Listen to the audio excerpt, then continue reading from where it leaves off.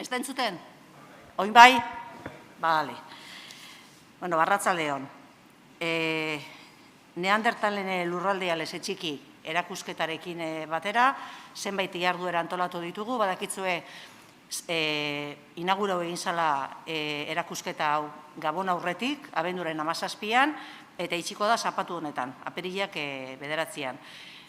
Berarekin lotuta, jarduera desberdinak antolatu dira. Jente asko pasau da, batzuk bere kabuz, baina jente asko pasau da, egon direlako bizita gidatuak, bai ikasliak eta bai jente arrunta, eta esan dezakegu nahiko arrakastatxua izan dela, jente asko pasau da bertatik. Iardura desberdinak egon dira, adibidez, erakustaldia eta tailerra Jose Julián Márquez, ergoibetar bat, egiten dauela zenbait lan aurre historiako tresnen inguruan eta Zaldibarren egonda bai otsailako zapatu batian eta bai martxuan, eta gero 3 hitzaldi egon dira, seguramente zueta arteko batzuk egon zarete hitzaldi horietan. Lehenengo hitzaldian egon zan Maria Martinon, paleoantropologa, bigarrenian Mari Jose Iriarte, dala erakusketa honen komisarioa Albarokin batera, eta gaur Albaro Arrizabalaga. Albaro ezagutuko duzue asko zuen artean, bera arkeologua da, doktorea historian Euskal Herriko Unibertsitateagatik eta katedradun irakaslia. Berak induzketa arkeologiko askotan egonda lanian, zuzendaritza lanak itxen, bakarka ero beste batzukin batera, Asturias aldetik hasitza, Kantabria, Araba, Bizkaia eta Gipuzkoaraino, eta lotura dauko gure leze txiki eta labeko kobarekin. Ezagutzen da oso ondo. Gaur hitzaldiaren izenburua, Euskal Herriko neandertalak eta kromainoiak zer erakutsi digute. Hori izango da izenburua, eta besterik gabe ematen diot hitza berari. Bai, nik arratsaldeon, eta eskerrik asko etortzeagatik. Zutitu aurretik eman nahi nituen esker on beroenak, bai Arrasate Zientzia Elkarteari, eta baita Arrasateko udaletxeari.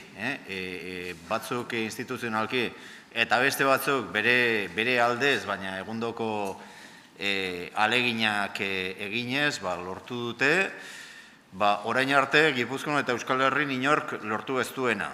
Egitea hiriburuetatik kanpo, antolatzea alako erakusketa bat, eta erakusketa benetan, ikusi ez baduzue, imaginatzen dut hemen zaudetelak, ez naiz hasiko hemen apaizak mesatan bezala, esaten jendeari zer egiten duten mesetara ez doazenak, ez? Imaginatzen dut, berton zaudetenak denak pasatu zaretela erakusketatik, baina hala ez bada, usteot merezi dula, eta benetan oso pozik gelditu gara, Mari Jose eta biok, Mari Jose gaur gaixotu egin da, horren beste bueltaka, baina, ez da COVID, pentsat. Orduan, orduan hasiko naiz, ez dakit, nik neuk jantzeko tresna hau.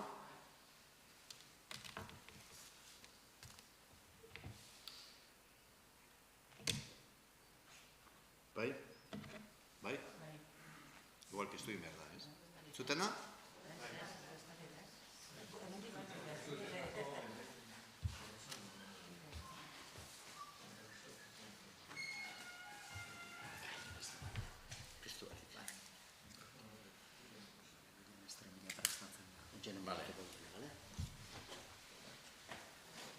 Bai. Orain hobeto? Ez dakit behar dudan, baina estremina dela eta...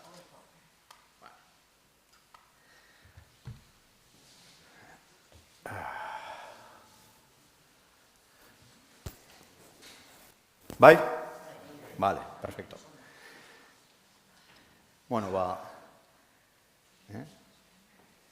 Untxe bertan komentatu zaizuen bezala, 3 hitzaldi eman dira aldi batera erakusketa honen bitartean. Lehenengoa, Maria Martinonek ikutu ditu batez ere alde biologikoak, neandertalen aldetik, zeintzuk esan diren azkenengo hamarkadatan eman diren berrikuntzak eta nobedadeak.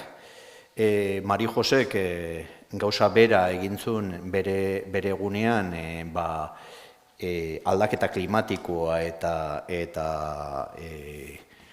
batez ere inguru giroa implikatzen duten alderdi guztiak ikututa ere bai, eta niri dagokidanez, gehien bat azalduko dizuet zenolako aldaketak egon diran azkenengo hamarkadatan indusketa berriak egin direnean. Euskal Herrian eta Euskal Herritik iritsiko gara, Euskal Herria tratatu behar dugu, pixka bat marko bat finkatzeko, ze garrantzia duten arrasaten burututako indusketak eta ikerketak Euskal Herriko neandertalak bere hortan, bere osotasunean, ulertu ahal izateko. Bueno, hasiko naiz.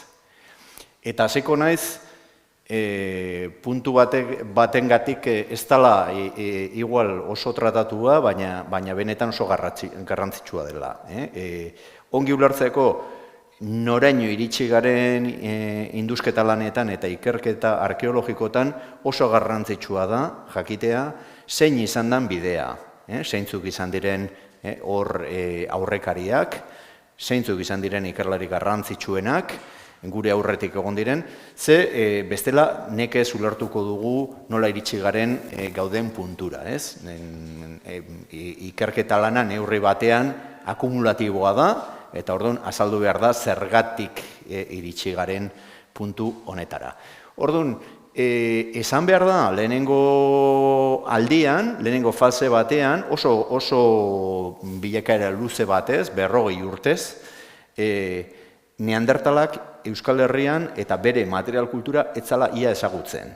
Bakarrik Euskal Herri osoan ezagutzen zirela, neandertalak utzitako zenbait tresna eta desagertuta dagoen agin bat, Ola izeneko arpetan. Ola dago Kanbon, Lapurdin, eta birritan industrial izan da, lehenengoa izan zen, Pasamarren aldetik eta bigarrenez Laplazen aldetik. Honek zer esan nahi du, Hego Euskal Herrian, lehenengo sasoi luze batez, 4 hamarkadatan, ez zela ezer ezagutzen neandertalen tresneria edo neandertalen aztarna fosilik ez zirela ezagutzen. Bueno, eta hain zuzen, lezetxikiri dagokio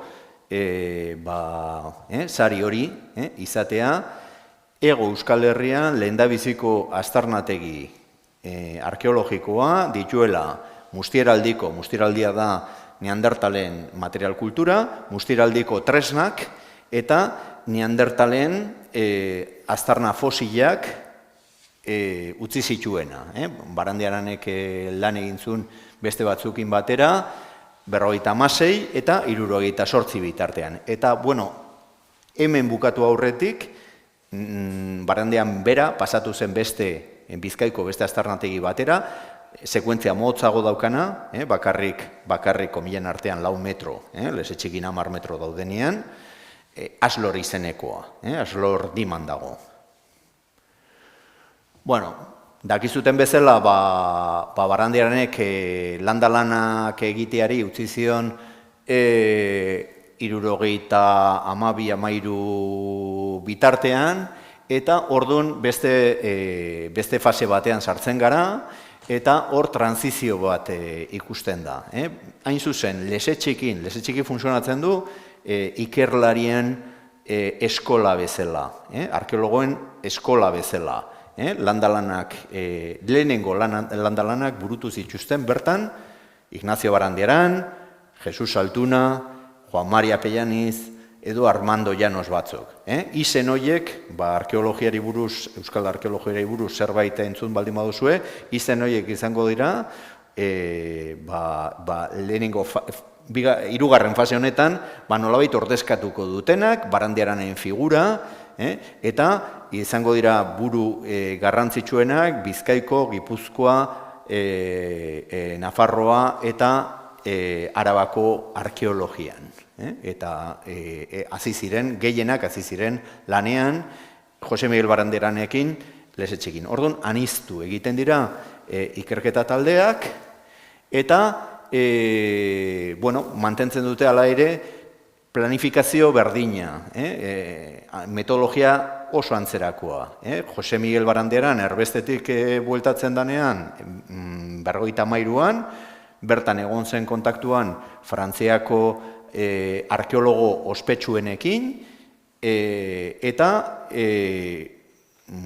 bertan erabiltzen zen metodologia zen garai horretan aurreratuena. Arkeologo frantsesak paleolitoko indusketetan beti izan dira nahiko aurreratuak, batez ere garai horretan, ze oraindik ez zegoen lehia ingeles eta amerikanoekin eta alemanearrekin, dana eurek ziren nagusi gai horretan. Orduan, leze txikira importatzen den metodologia, gero ikusiko dugun bezala, disiplina aniztasuna, hau da, disiplina desberdinak jotzen dituztela, espezialista desberdinak talde berean, hori da, hain zuzen, fase honetan, esportatzen dena beste ikerketa taldetan, Gipuzkoa, Bizkaian, Araban edo Nafarroan. Eta, hor, indusketa batzuk daude adibide bezala.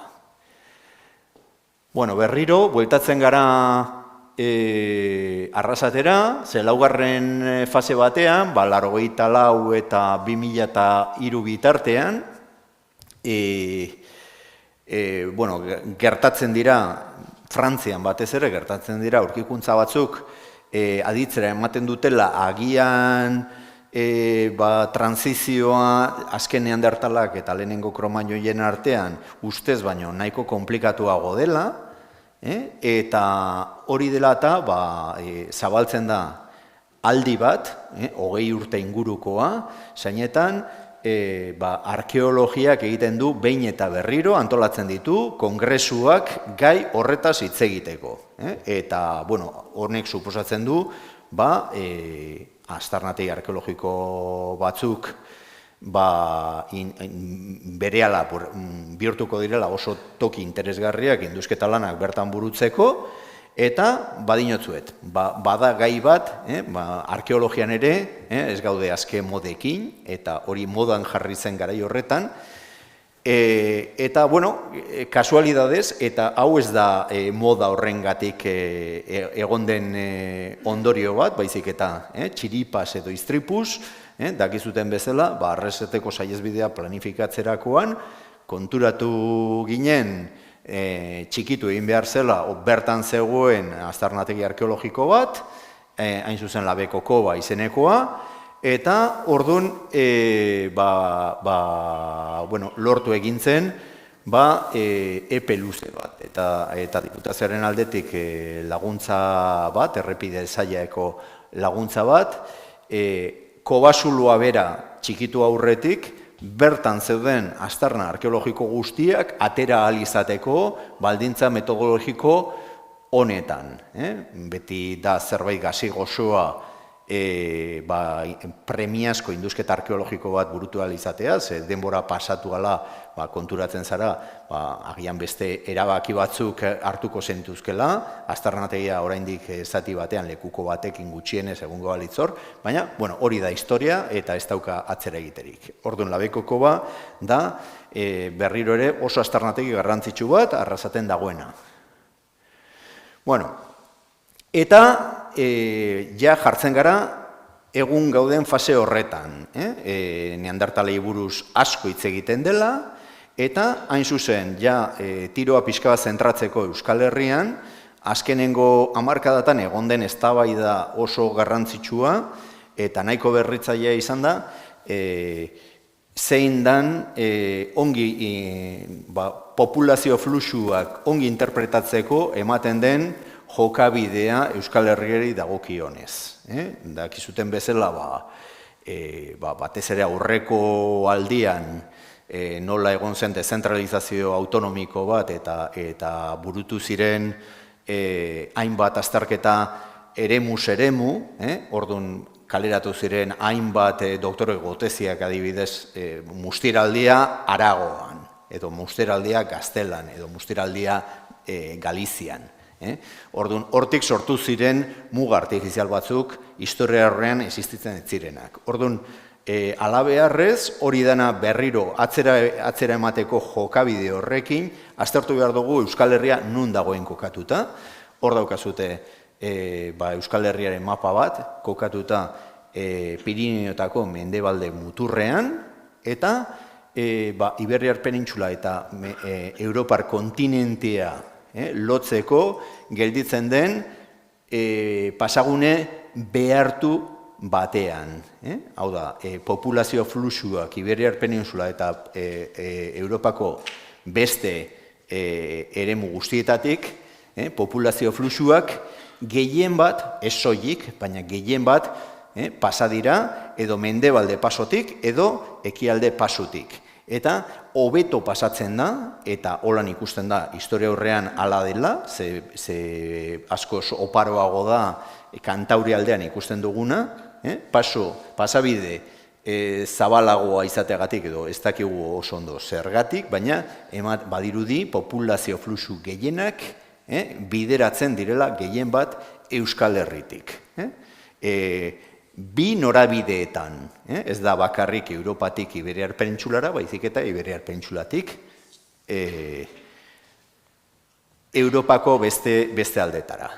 Bueno, fase honetara arte, 2004 arte, galdeikur potolo hau plazaratu arte edo maigaineratu arte, beti interpretatu eginda paleolitoan zehar mugimendua oso lineala izan dela. Badaukagu Frantziako erdikaldean gune bat oso oparoa, labar artea duela, eta hainbat aztarnategi arkeologikoak paleolitokoak, eta ordun, eta badaukagu beste halako esparru bat Kantauri aldean, Asturias, Galizia zorren beste, baina Asturias, Kantabria eta Euskal Herri Atlantikoa, Gipuzkoa eta Bizkaia, eta Ipar Nafarroa bebai, eta orduan beti interpretatu da oso fluxu lineala. Bueno, 2004an plazaratzen da, lehendabiziko aldiz, Euskal Gurutze Bidearen eredu geografikoa, zeinetan suposatzen da, benetan Euskal Herriak funtzionatzen dula, gurutze bide bat bezala, eta populazio fluxuak Euskal Herriera iristen direnak ez direla bakarrik zuzenean Kantauri aldera pasatzen, baita ere, pasatzen dira zuzenean Kantauri aldera, baina ikusten da komunikazio oso handia dagoela Atlantiar eremuetatik Mediterranear aldera bebai. Arabako Lautada, Nafarroa, eta bar, eta baita ere Gaztelara. Zergatik ikusten dugu hau? Gehien bat hau da ondorio bat ikusten ongi aztertzen direlako zeintzu diren Suharriaren azalarapenak, Suharria da eurentzako nahitaezko lehen gaia, euren altzairua da Suharria, orduan oso garrantzitsua da eurentzako beren biziraupena nolabait bermatzeko, eta orduan ikusten dugu identifikatuta dago toki guzti horietatik berreskuratu zuten Suharria, eta gero ikusten dugu, adibidez,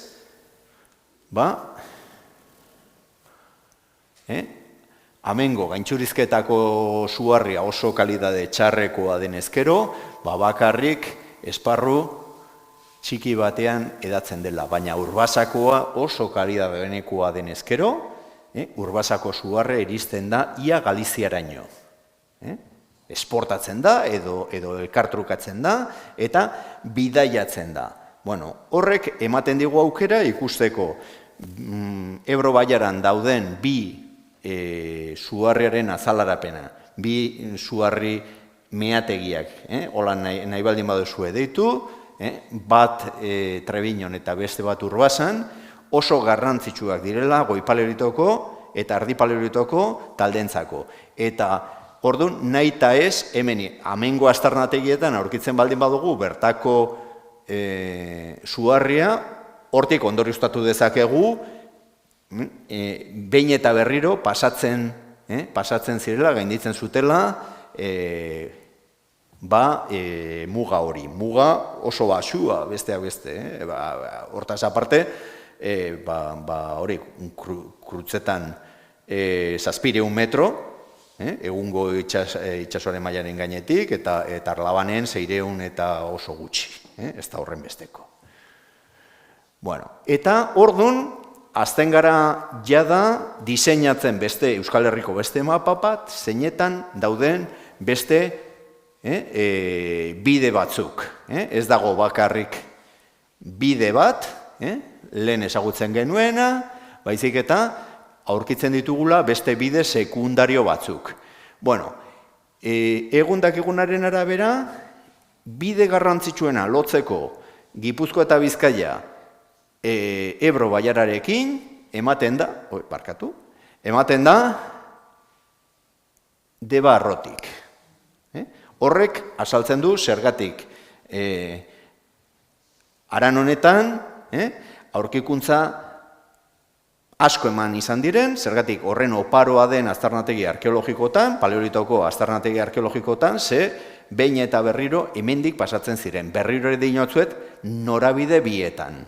Ez bakarrik Kantabria aldetik Mediterraneo aldera, baizik eta Mediterraneo aldetik eta Gaztelako Goilautadatik ere Kantabria aldera.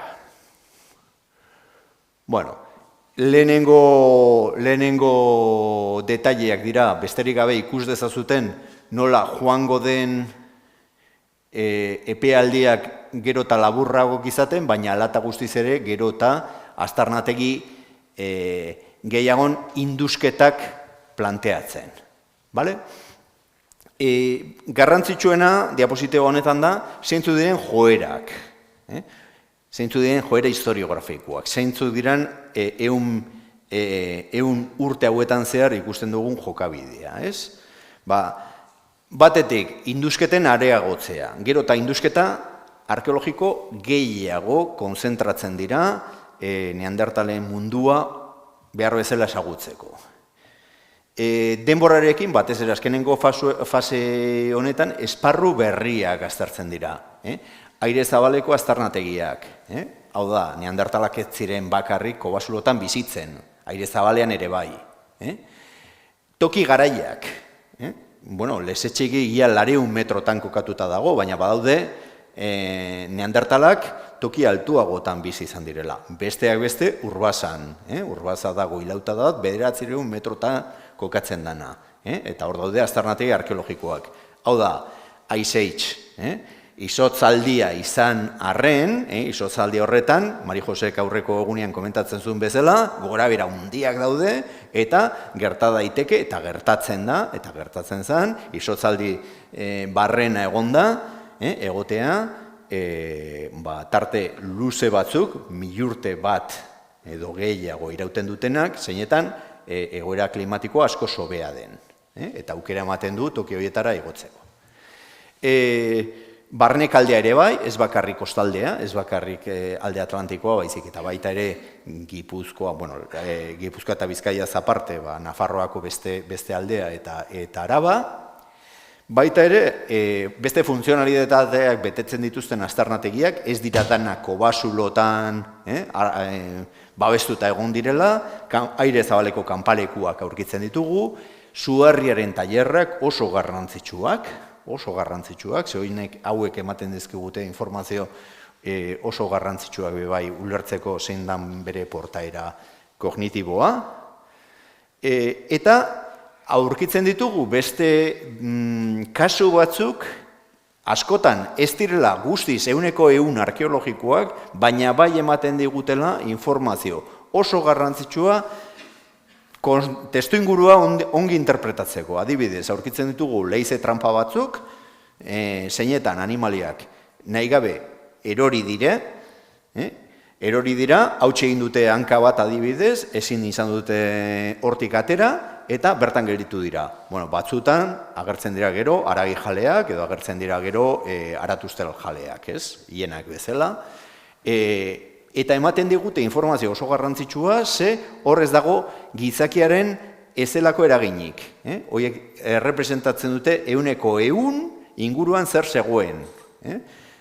Aztarnategi arkeologikoetan aurkitzen duguna da zer interesatzen zitzaien gizakiei eizatzea, fauna bezala. Eta ezeguneak, soikaztegiak, padurak eta bar, oso garrantzitsuak dira, bertan konserbatzen dira gai organiko batzuk, zurea bezala, zura, hor daukagu, Bizkaian daukagu, Barrikan daukagu, Aranbaltzako kasua, zeinetan, konserbatu izan dan, zenbait tresna, zenbait zurazko tresna. Orduan, oso kontu garrantzitsua da, ze normalean aztarnategi arkeologiko arruntetan ez daizkigu konserbatzen halako elementuak eta falta zaigu erregistroaren zati guzti hori. Birinduzketak, zergatik egin behar ditugu birinduzketak lesetxekin adibidez? Ze, arkeologia oso teknifikatuta dago, eta orduan horrek esan nahi du, 20, 30, 40 urte beranduago birartzen dozunean induzketa arkeologiko bat, lekukua gelditzen baldin bada, zoritxarrez, hau ezin dugu egin adibidez Labekoko barekin, lekukorik gelditzen ez dalako, guztiz txikitu egin zalako, baina lesetxikin egin daiteke eta egin ahal izango da bebai etorkizunean, ze oraindik gelditzen da aztarnategiren uneko 40-50 bertan, beste batzuk etorkizunean industrializateko. Oso teknifikatu denezkero arkeologia, esparru txikiagotan, eremu txikiagotan lan eginda, induzketa lan eginda, informazio hobeak atera ditzakegu eta prezizioa handiagokoak. Bale? Ikusmolde berriak ere, aipatu izan ditugu batzuk, ikerketa talde gehiago ere bai. Gako hitza oroar arkeologian oso garrantzitsua da, baina aipatzen baldin badugu neandertale mundua, pentsatu behar dozue, karbono 14 iristen dela nekez 50.000 urtetara. Oso kasu gutxitan lortu daiteke datazio bat karbono 14aren bitartez, oso zabaldua dago karbono 14 eta oso lagungarria da arkeologian, baina batez ere ondorengo faseak ondo ulertzeko. Orduan, arazoa da neandertalen mundua ezagutzeko, neandertalak berton arrasaten duela 43-44 urtetan desagertu ziren, horrek esan nahi du, bakarrik izango dugula aukera oso txikia karbono 14aren bitartez datazioak lortzeko. Eta asmatu beharko dugula beste teknika batzuk, guk ez dugu asmatu behar, aplikatu beharko dugula beste teknika batzuk datazioak egiteko, ez direlak horren unibertsalak karbono 14 bezala, eta asko konplikatzen dela gure lana. Orduan, neandertale mundua ezagutzeko edo daukagu nahiko argi datazioak, kronologia daukagu nahiko argi, eta hori ezin da egin karbono 14arekin normalean, baizik eta erabili behar direla beste metodo batzuk, edo jai. Oso garrantzitsua da kronologia, bereziki alde hauek ondo ezagutzeko.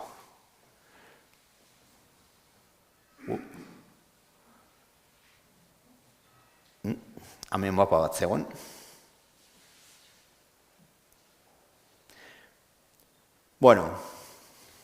Ez dakit zergatik ez da kargatu. Igual oso astuna da.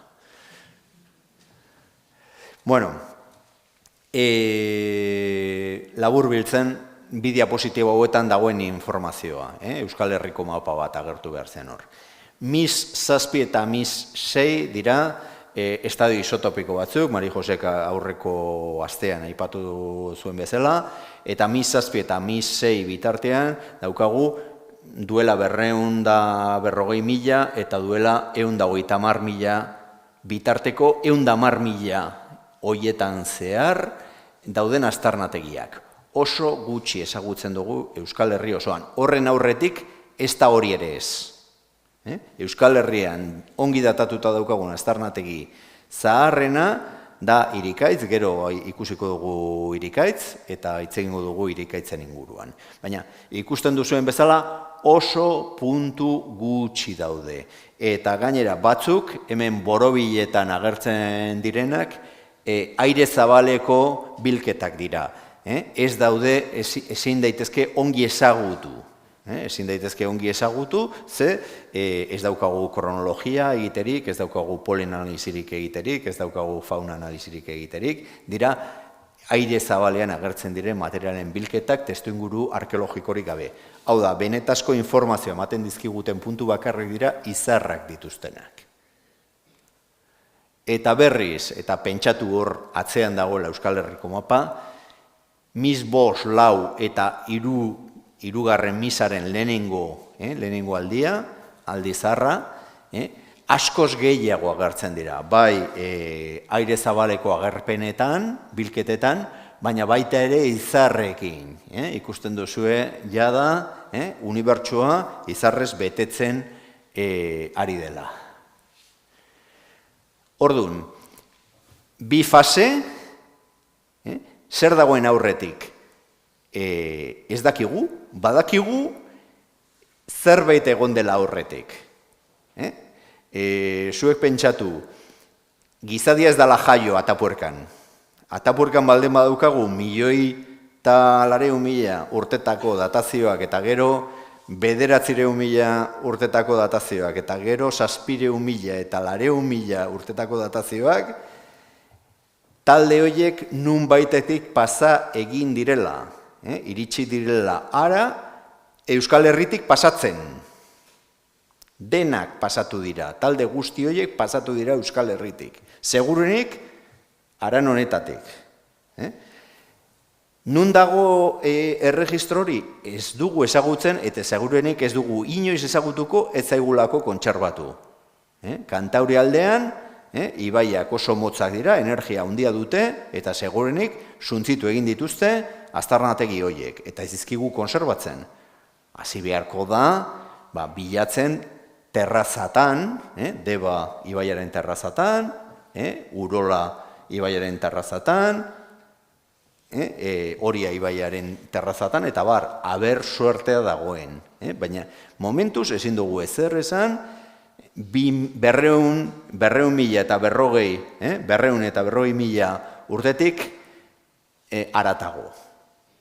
Hori da daukagun erreferentzia zaharrena eta finkoa, eta ongi finkatuta gainera.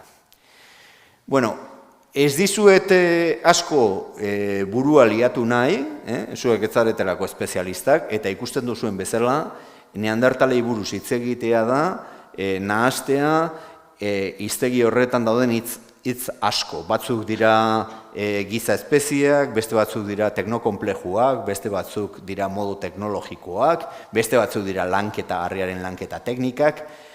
Hor daude kontzeptu asko, neandertalei buruz hitz egiten danean kongresuetan aipatu behar dana. Aipatu behar direnak, baina, oso labur bilduta ikusiko dugu. Eta bere alaziko gara aztarnategi arkeologikoekin.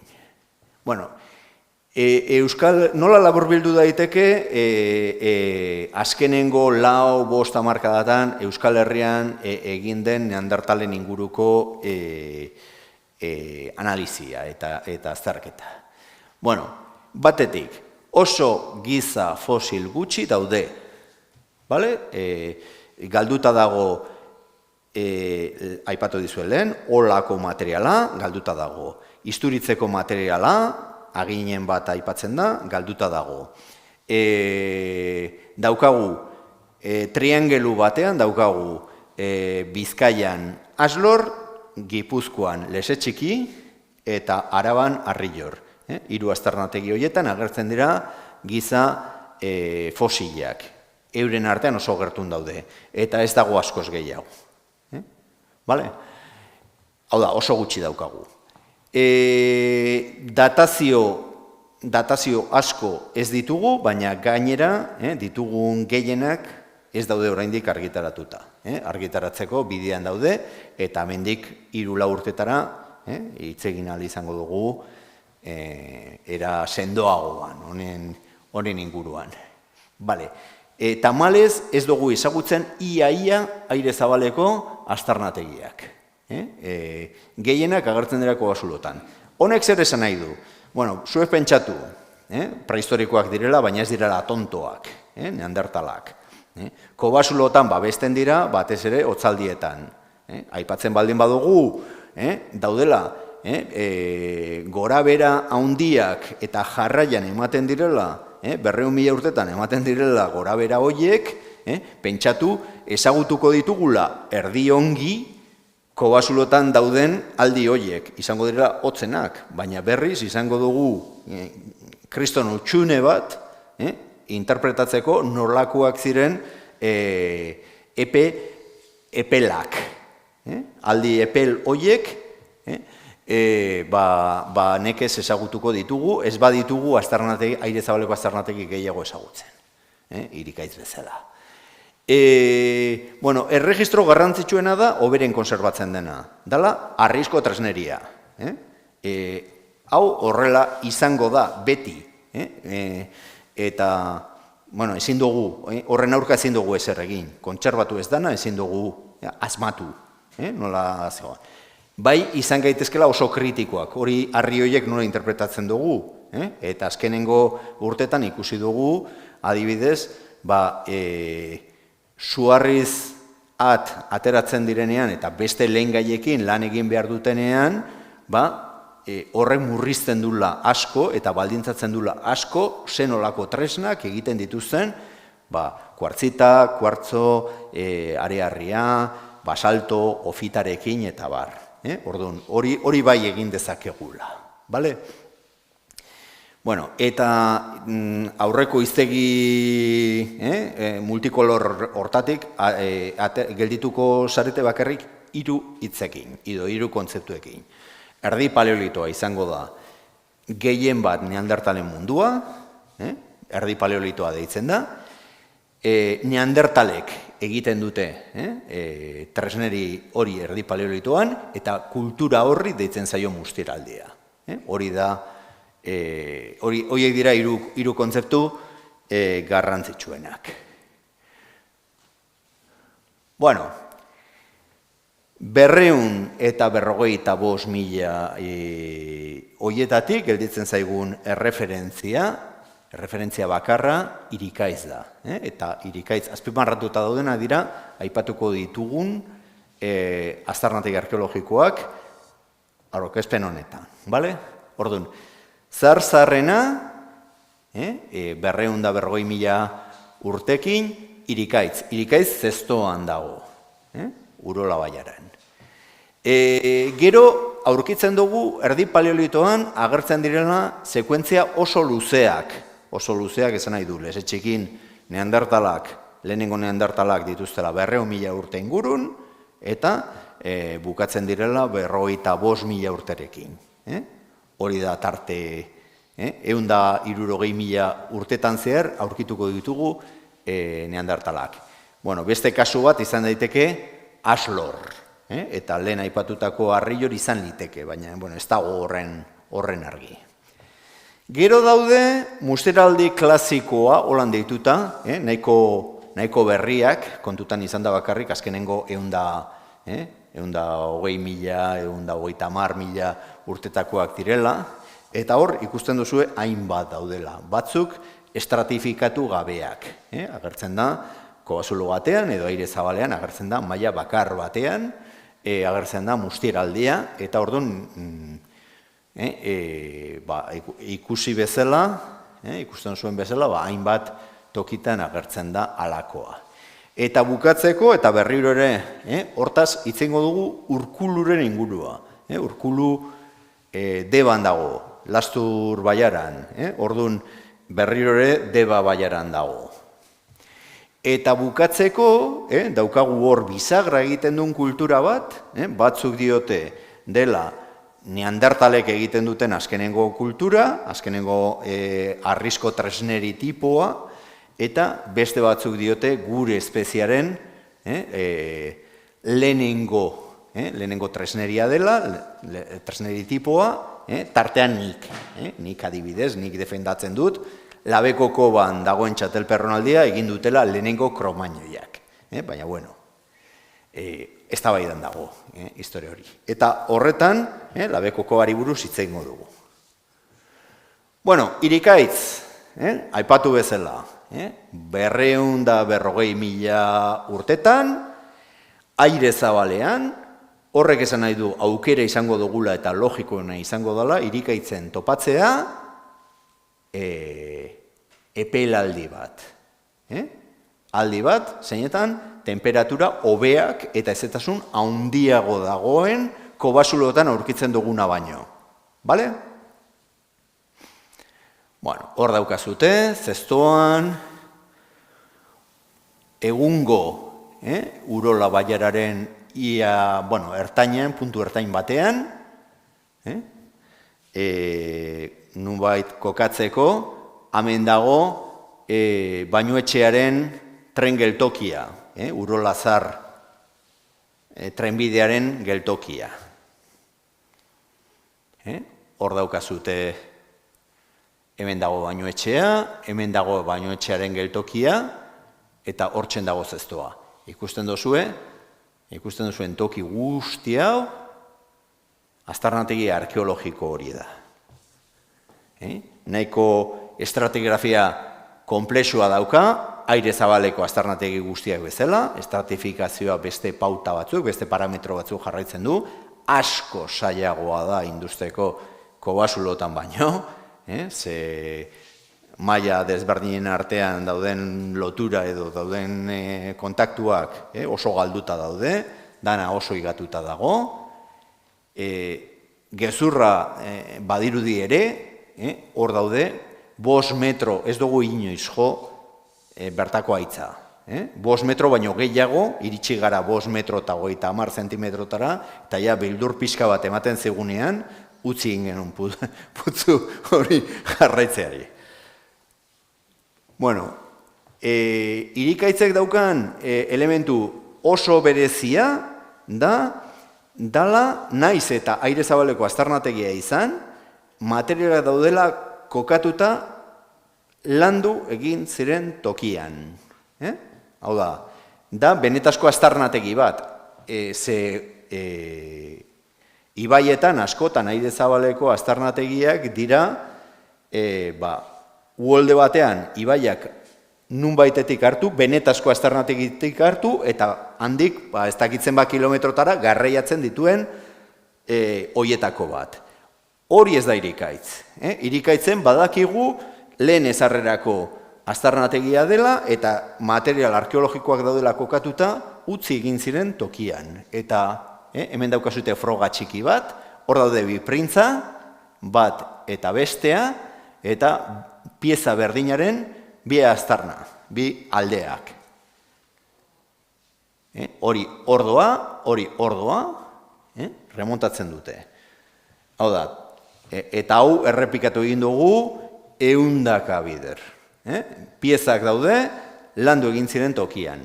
Gainera, ez dakit konturatzen zareten, baina pieza hau erabili egin da ingude bezala, horren gainean landu egin dira piezak, eta baita ere, eraunskailu bezala. Bueno, hori zailagoa da ikusteko, baina apurtu egin da hemen, kolpeak emateagatik. Hau da, erabili egin da, bi era desberdinetan erabili egin da lanketarako, harriaren lanketarako. Bueno, pieza ederrak daude irikaitzen, irikaitzeko beste zerbait nahiko beste elementu oso ezaugarri oso berezia da, ezagutzen ez genituen lehen gaiak, hain zuzen sumendi lehen gaiak, vulkanitak, ofitak, basaltoak, ez zirela identifikatuta Iberiar penintxula osoan lehen gai bezala, Iberiar penintxula osoan kasu bakarra da, irikaitzen landu egiten direla halako piezak egiteko. Hau izango litzake, egungo terminologian kokatzeko aizkora bat bezala, landuta vulkanita gainean. Bueno, irikaitzen agertzen dira tamaina handiko objektuak, hemen ez dakit ikusten duzuen, baina hemendik atera dituzte printzak, utxune guzti horietatik atera dituzte printzak, lanketarako,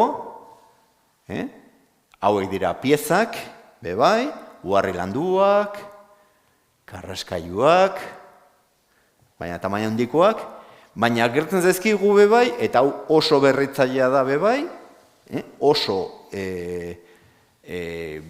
desberdina Eskuliburutan agertzen denarekin, beti suposatzen dela eskuliburutan jende honek lan egiten dituela, pieza handiak eta euskarria handiekin, eta ateratzen dituzela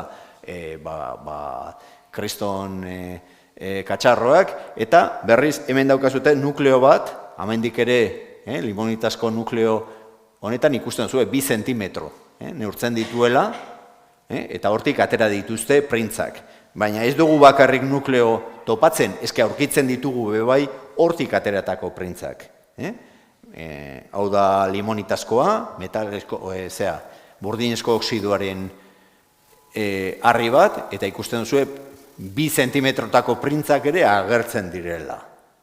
Hau da, ez da zerbait, eta kasu honetan beste nukleo bat, vulkanitazkoa, baina 4 zentimetrotakoa bebai.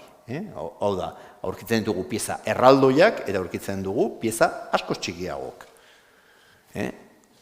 Oso aurpegiko gutxi daude Euskal Herrian, eta hau da, horietako bat, irikaitzen oso gutxi daude. Marrazketa, igual, hemen beste bat, eta karraskailua. Hau oso teknikoa da, irikaitzen, nik kalkulatzen dut, 4-5 tona material atera dugula. Hau da, oso aztarnategi oparoa da, oso dentsida handikoa. Baina horretaz aparte, agertzen zaizkigu egitura batzuk. Kronologia honetan, egiturak agertzea oso berezia da, oso bitxia da. Hemen identifikatu genuen etxola bat. Hemen hor ikusten duzuen pieza luze hori da ingude handi bat. Vulkanitazko ingude handi bat erabili dutela horren gainean lanketa egiteko.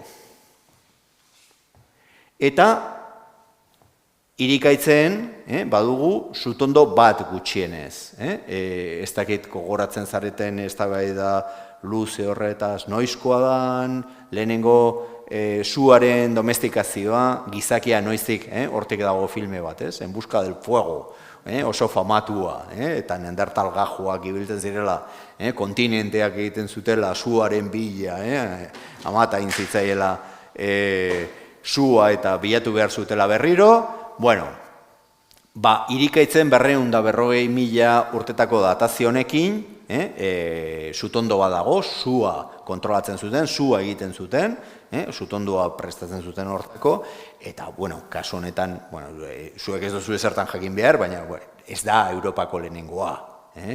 Europan kalkulatzen da, duela 375 eta 400.000 urte bitartean, jada sua kontrolpean dagoela. Neandertalak garai horretan kontrolatzen zuela sua. Susmoa genuen, aire zabaleko aztarnategia izan da, eta gainera kokatuta errekatik gertun, susmoa genuen nahiko epela zela talde horien testuingurua, bertan oso higatuta dago fauna, oso higatuta dago ezurra, ezin da kontserbatu inundik ere ez zura, ez ezurra, baina berriz oso ongi konserbatzen zaizkigu aztarna botanikoak. Aztarna botanikoen artean daude ikatzak, polenak, eta kasu honetan haziak ere bai. Badakigu jaten zituztela urrak, hain zuzen, urra batzuk konserbatu zaizkigulako erreta duela 250.000 urtetakoak. Horretan bai da nahiko kaso excepzionala, Europan. Gertaliteke izatea aztarna zarrenetakoak, Europa osoan. Eta, ezagutzen dugu, hemen ikusten duzu, adibidez, zein dan maila desberdinen konposizioa ikatzen arabera. Hemen agertzen dira, ibai onduan, gaztelera zaten da boske korredor, ibaietako alde bietatik ibiltzen diren, egoten diren espeziak, ez? Altza bezala, hemen daukazute altza. Bueno, guazen bigarren aztarnategi tipo horrekin, pixkat berandu agertzen diren, sekuentzia luze hoiekin, leze txiki, aslor eta agian Arrillorren topatzen ditugun hoietakoak. Badaude beste batzuk, baina ez daude ongi datatuta, Zerratu adibidez Motrikun, aipatzeagatik beste Deba Baiarako sekuentzia bat. Bueno, leze txiki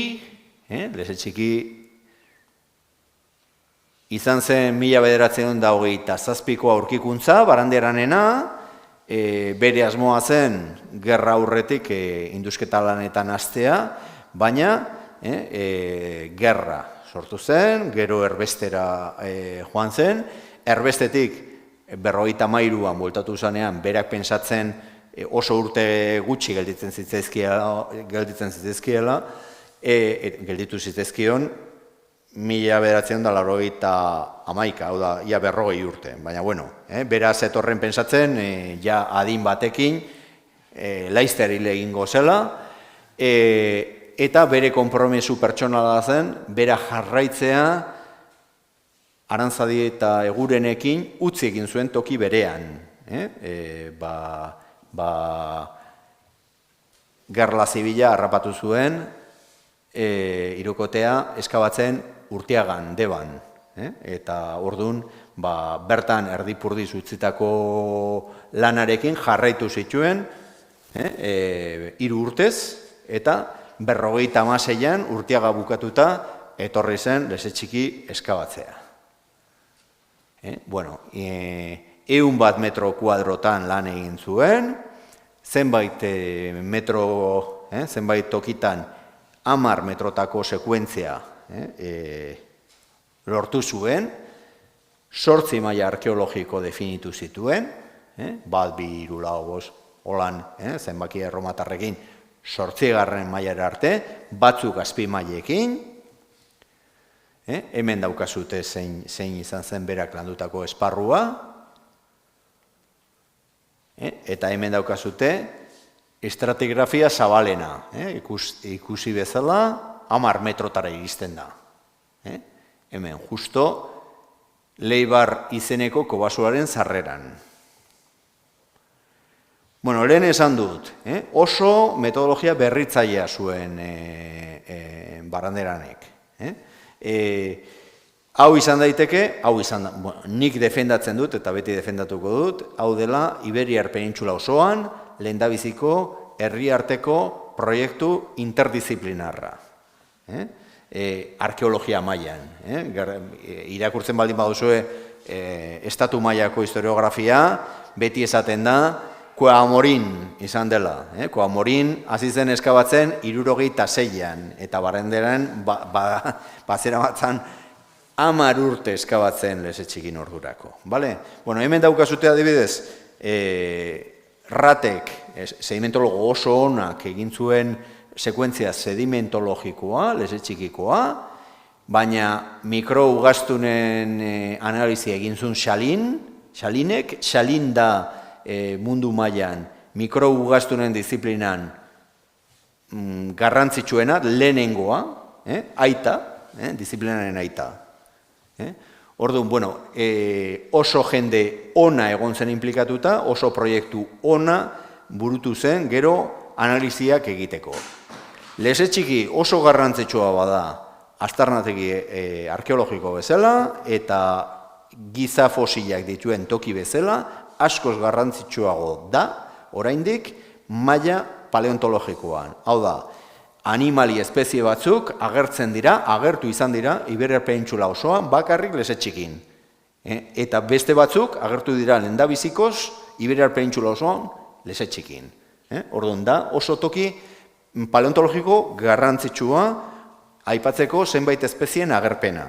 Eta hasi naiz komentatzen oso garrantzitsua dela jakitea nola iritsi garen izatera gaur egun garena. Historiografia oso garrantzitsua da. horregatik Leze Txiki oso leku goraipatua izan da eta aipatua. Ze lehendabiziko aipu asko egon dira hainbat animali espeziekin. Leze Txikin agertu direla, besteak beste, glotoia, gulo, egun Iberiar penintxula osoan egongo dira dozena bat aztarna glotoiarenak, eta hor daukazute erakusketan bi, agertu ziren lehenengo biak. Bueno, faunaren analizitik okupatu zen bere garaian Jesus Altuna. Jesus Altuna baitere onartua izan da, eta onartua izan da, hau ez da, aitorpen berezia, paleontologia edo zooarkeologiaren aita bezala, baita ere estatu mailan, lehendabiziko pertsonak egiten duela estatu mailan analizi konplexuak faunaren inguruan.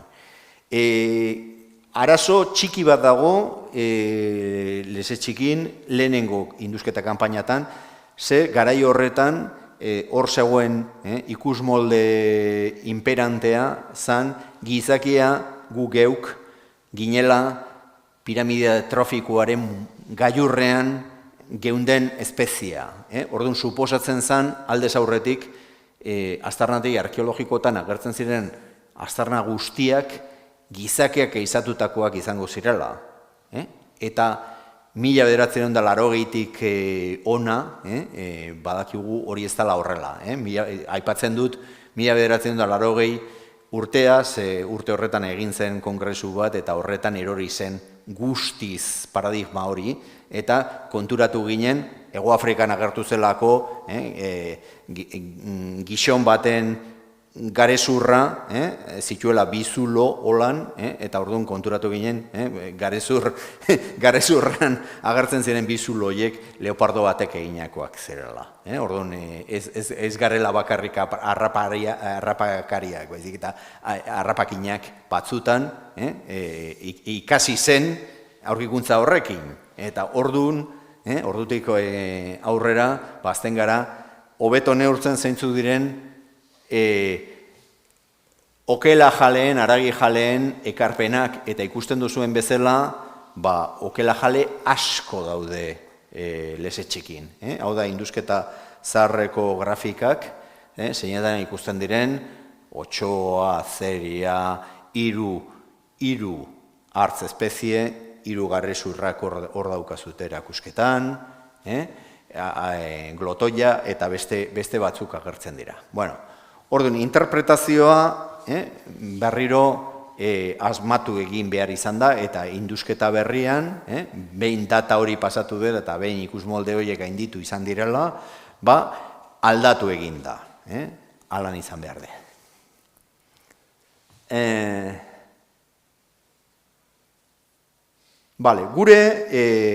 Zergatik bueltatu behar gara, 86an birindustera Leze Txikin. Egundoko inusentziarekin guk pensatzen genuen 3 urtetan egingo genukela. 4 agian, eta 22 urte beranduago bukatutzat eman dugu behingoz. Hasi ginen oso eremu txiki batean, komentatuta bezala, arkeologia oso teknifikatuta den heinean, suposatzen dugu askoz eremu txikiagoan lan eginda lortu dezakegula informazio garrantzitsua. Ez duguna lortuko da, ez dagoena berreskuratu, hau da, hor bai da nahiko lineala, 100 metro kuadrotan lan egiten baldin baduzu, 4 aldiz gehiago aterako duzu, 25 metro kuadrotan baino. Eta guazi ginen 6 metro kuadrokin, azkenian bai bukatu dugu 20 metro kuadrokin, baina bueno. Hain zuzen, hauek. Azkenian joan gara edatzen, oso ongi kontserbatuta dagoen zonalde batera. Hemen dago zonalde bat, gauzak objektuak oso ongi kontserbatuta egon direla. Bueno, hau da gure estratigrafian lehenengo aldea, hau da aldameneko zerrindan barandiararen krokiza eta ikusten duzuen bezala lehenengo mailetarako korrespondentzia oso handia dago. Hau da, guk eraman dezakegu 1 eta 6 bitarteko barandiararen mailarentzako, 6 maila horietan guk daukagu korrespondentzia oso handia. Guk daukagu, baditugu ñabardura batzuk, oso garrantzitsuak, 7. eta 8. mailakoak. Barandiararen 7. eta 8. mailakoan, bai egin dugu nahiko berritu, hain zuzen, 2 arrazoiengatik. Berak induztu zuen, bakarrik Leibarko basuraren zonalde oso txiki batean eta aldapatsuan. Eta hor, perspektiba apur bat galdu zuten. Eta beste alde batetik, guk lortu ahal izan dugulako eskabatu oso ongi kontserbatuta dagoen zonalde batean. Leze txiki oso higatuta dago.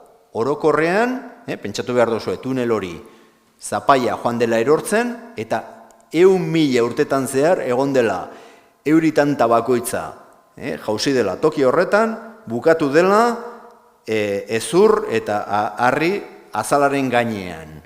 Ezurrak igatzen. Eta hori izan da terrible.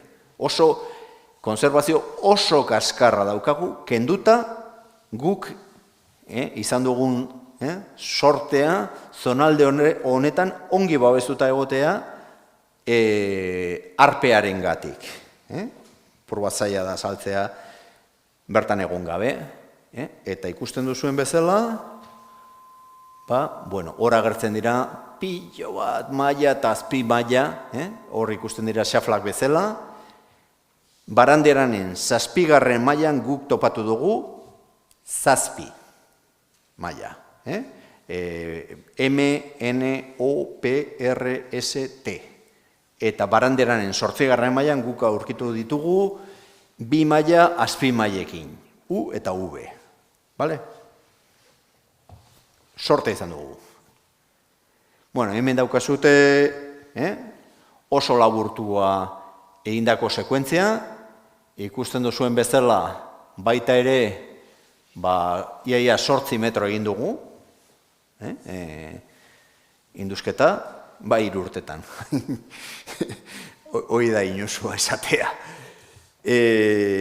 Hemen ikusten duzue pilo bat aiz daudela, harri horiek dira seguruenik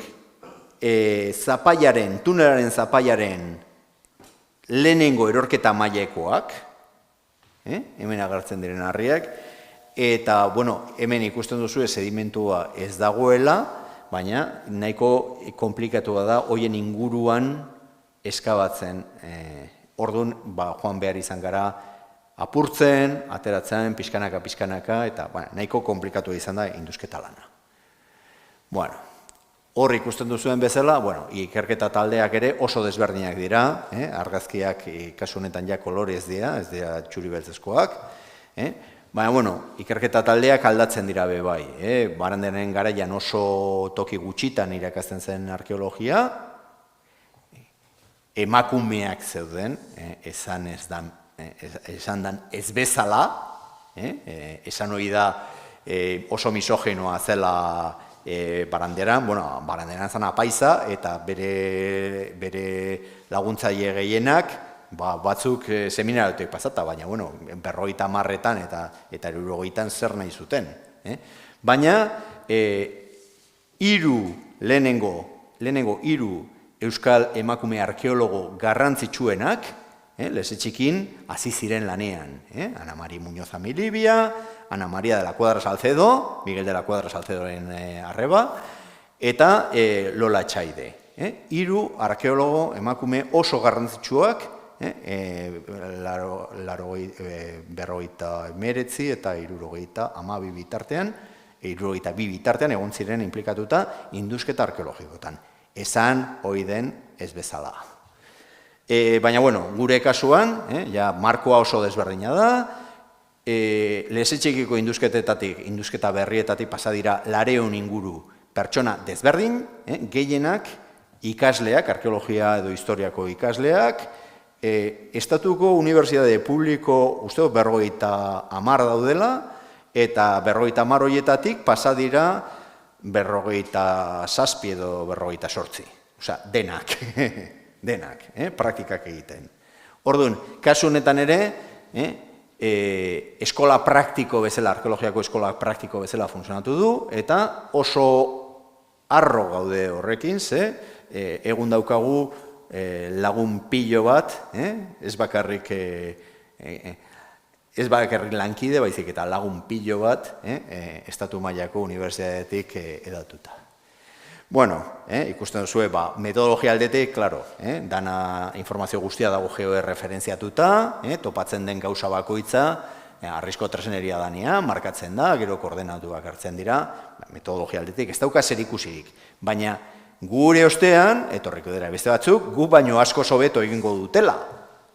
Hori ez da oso azkarra izateagatik, da gazteago izateagatik, eta gero gazteago batzuk etorriko dira. Nola ez? Bueno, Barandiaranen indusketetan aurkitu izan ziren 3 aztarna fosilak, eta helburutako bat zan datatzea edo behintzat argitzea ze kronologiatakoak ziren 3 aztarna horiek. Ze, 3 kasuan eztabaidak zeuden. Eztabaidak eta iaia gatazkak. Zenbait kasutan. Bueno, hemen daukazute Umer ospetsua, lehen irudia honetan ikusten dugu, Leibar kobasularen sarreran topatu izan zala, Umer hori, bueno,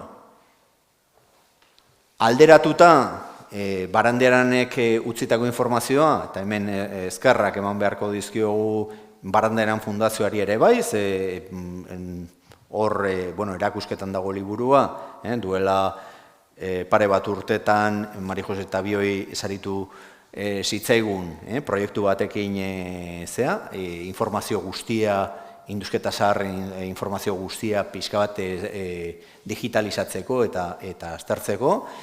Eta, ez dakit hemen ikusten duzuen, baina hor jartzen du, Umero humano, laukia eta koordenatu zehatzak. Horri esker lortu ahal izan dugu, datatzea 200.000 urtetan. Umeroa ikutu gabe, ze beste batzuk jada ikutu egin dute, moztu egin dute. Guk bakarrik hartu dugu, datazio horiek egiteko, hartu dugu inguruko sedimentuaren lagina. Eta datatu egin dana, izan da, sedimentua, besterik gabe. Bueno, aginak daude guain argitaratzeko bidean, artikulu batean, estatu batuetan, eta kasu batean, zenbait kasutan, aipatu izan da agian ez zirela neandertalenak, edo bai zirela, bueno, argi dago neandertalenak direla, eta bere testuinguru arkeologikoa dela 3B maila. 3B maila daukagula datatuta, hemen ikusten den bezala, 56.500 gora. Hori izan daiteke normalean, oraindik aktibidade isotopikoa baldin badago, suposatu dezakegu 56 eta 50 bitartekoa izango dela, seguruenik. Datazioa 2 hortz horietarako. Eta kokatuko ziren puntu honetan. Berriz, 3A maila aurinak aldia da. Hemen ikusten den bezala, 30.000 bitartean. Bueno, ez bakarrik Barandiaranen indusketetan, gure indusketetan ere, oso aurkikuntza paleontologiko garrantzitsuak egon dira. Besteak beste, hemen daukazute Ursus deningeri baten garezurra, indusketetan agertu zen ala, eta erakusketan daukazute sendotuta eta errestauratuta, nahi baldin baduzu ikusi zindan emaitza. Badira, zenbait maila, leze txikiko sekuentzian, zeinetan ez dagoen bat ere gizakiaren presentziarik, ez dago bat ere gizakiaren eraginik. Dana da fauna, soilik fauna.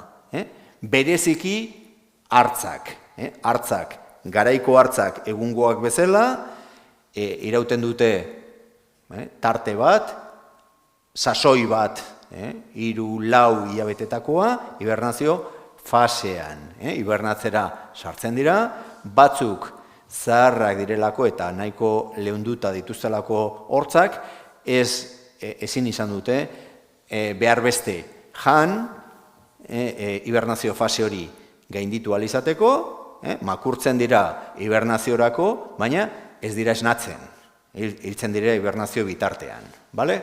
M mailan, hain zuzen, M maila da baranderaren 7. mailaren lehenengo maila, arkeologikoa, ez dala arkeologikoa, paleontologikoa dana, M mailan aurkitzen ditugu 4 hartzkabi. Hartzak makurtu egin direla, eta ez direla esnatu. Hemen hornoak ikusten dira oso ongi. Bizkar ezurra hemen amendik doa, hau dira saietzak, hau dira hankak. Tartean, hau, honen burua da, honen garezurra da, lehen ikusitakoa. Baina baditugu beste adibide batzuk, hemen adibidez aldaka gaude. Eta hankak. Orduan, osatu ahal izan dugu, eta erakusketan dago bebai, 4 hartz desberdinen, nun dauden kokatuta, aztarnategian, beren kabiak, eta zeintzuz diren, gelditzen diren aztarnak. Berdea, gorria, horia, urdina. Eta aldameneko hartza esnatzen danean hibernaziotik gozez denezkero, ikusten baldin badu aldamenekoa ez dala esnatu eta hil egin dela bitartean, kanibelizatu egiten dituztela haien gorpuak. Erakusketan dituzue beste adibide batzuk, baina hauek dira beste hartz batzuen koskak.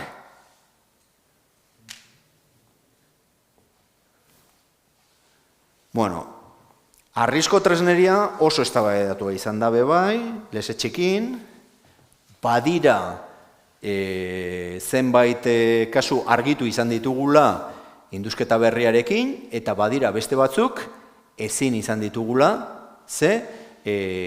badute zerikusi zuzena Neandertalen portaera teknologikoarekin. Ez dagoela horren arautua gurea bezala. Gure portaera teknologikoa oso araututa dago, baina Neandertalak beste espezie bat, beste espezie batekoak dira, eta ez dituzte jarraitzen beti arau zuzenak eta argiak. Gure ikusi moldeen arabera, noski.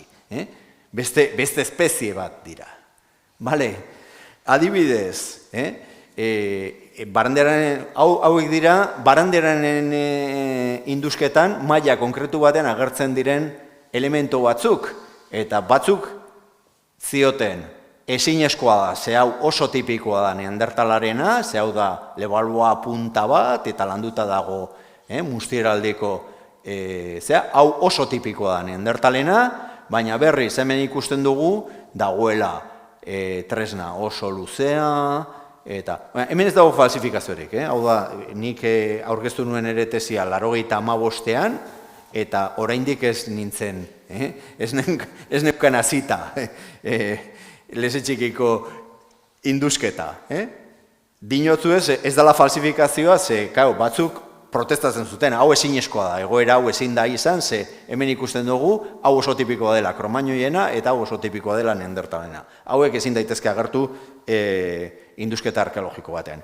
Iristen gara maila arkeologiko berdinera, eta aurkitzen dugu pieza bat, ez dala bikia aurrean ikusitakoarekin, baina oso tipikoa dana bebai kromañoiena, eta beste pieza honen modukoa, eta aldi berean beste pieza bat, dala, berriro ere elebaloa punta bat, ikututa, musteraldeko ukierarekin.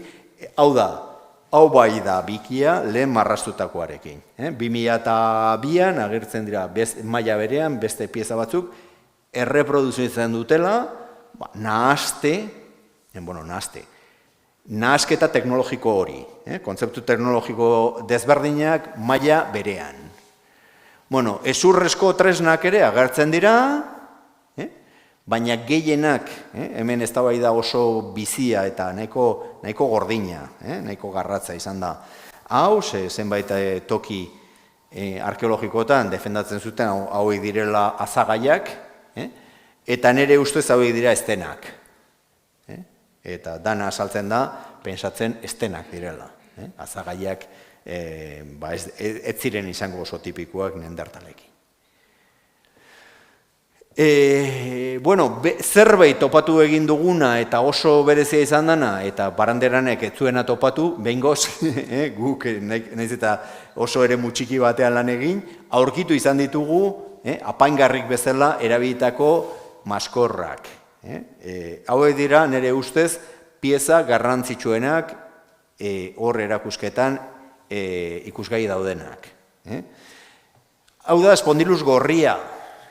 Espondilus gorria neolitoan asko erabiltzen da, bezustaiak, brazaleteak egiteko lantzen dira espondilus gorriak, duela 8.000-tik aurrera. Espondilus gorri honek ditu iaia 50.000 urte, aintzintasuna. Zergatik da garrantzitsua? Europako eta segurenik mundu osoko lehenengo erabilpena. Lezitxekin daukaguna. Zergatik da horren garrantzitsua bebai? Ur epeletako, ur beroetako maskorra, muskuilua delako. Espondilus gorria. Hau da, Mediterraneotik ekarritakoa da. Hau ekarri dute, Mediterraneoko hondartza batetik. Hauek ezin dugu esan, agian bai, baina agian ez, Kantaurialdekoak izan daitezke. Baina, kasu honetan, objektu horiek bebai, ekarri dituzte hondartza batetik, eta hauek bai dituzte 60.000 urte inguruko datazioak. Hau, oso sarrak dira. Bueno, hemen ikusten zuen kokapena, eta hemen ikusten duzue beste baten agerpena, eta ohartu, ze hori ez dakit ongi ikusten dan nahi genuen lupa bat ipini, baina azkenean ez genuen aukera izan.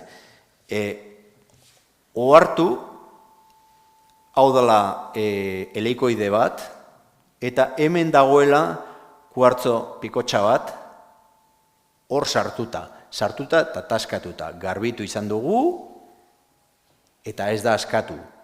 Hau ez da leze txikiko material geologikoa. Hau da, maskorra jaso zuten hondartzan hartutako kuartzo pikotxa. Eta hau dago hor trabatuta. Eta dago trabatuta nahita zerbaiterako. Hemen ari bat hortik pasatu ezkero, nola helikoidea den, ez badauka zerbait hemen oztopatzen, aterako zen, askatuko zen. Aurreko kasu honetan, zintzilikario bezala, erabili daiteke zuzenean, ze hau zulo hori, naturala da. Baina kasu honetan behar da halako zerbait trabatuta izatea. Bestela ezin da erabili zintzilikario bezala, galdu egingo zelako. Bueno, kasu honetan dago hautaketa, beste maskor askon artean aukeratu duzu hau konkretuki, garraiatu dute, kasu honetan hondartzatik Kantaurialdean egon daitekena, baina beste kasuan ikusi dugun bezala Mediterraneotik. Balizko manipulazioa egin dute, baita ere, trabatzen nahita kuartzo hori. Bueno, baditugu beste objektu batzuk, ez asko, baina beste batzuk direla deigarriak lezetxekin. Hau ez dago inun bez argitaratua, Ez da agin bat daukala grabatuta hildo batzuk, hildo paraleloak, hor goian ikusten duzu, ez dauka erresoluzio ona, baina hau da pieza horietako bat, ez dira agertzen milaka, Europa guztian egon daitezke 80, agertzen dira askotan dituzte edo sareak bezala, romboak bezala, edo bestela hildo paraleloak. Azten dira Biltzix-Leben izeneko aztarnategi batean, duela 380.000 urtetan, Alemanian, eta badinotzuet, danera 80 egon daitezke Europatik. Hau da beste bat. Bueno, eta Aslorrera joan ezkero, aurkitzen dugu bebai, beste pieza bat, lehen arte bezala deskribatu izan dana, bueno, Baranderanek egintzun marrasketa bat bere garaian ez dela oso, bueno, bera etza marraskilaria. Egun badaukagu hemen argazkia eta kalko modernoa. Ikusten zuen eixa formako beste objektu bat dagoela, marka bat dagoela, eta hau artearekin ere identifikatu izan da, edo portaera simbolikoarekin. Bueno, lesetxikin, badugu bebai beste bigarren mailako toki bat, beste kobasulo txiki bat alboan, komunikatuta dagoena zuzenean lesetxikirekin, sare karstikoaren beste zati bat, ez dela oso garrantzitsua aztarnategi arkeologiko bezala, baina bai berriz aztarnategi paleontologiko bezala. Hau da lesetxiki bi kobasuloa, eta bertan agertu zen makakoaren matraia, dala Iberiar Penintsulako berriena, erregistro fosilen berriena. Hau da Gibraltarreko tximinoaren espezie bereko kide bat, baina horiek izan ziren berriro sartuta, arabeak ekarri zituzten Gibraltarrera makakoak. Hau da, daukagun Iberiar Penintsula osoan, daukagun datatuta berriena, azken tximinoa, nola bitezateko. Eta baditugu beste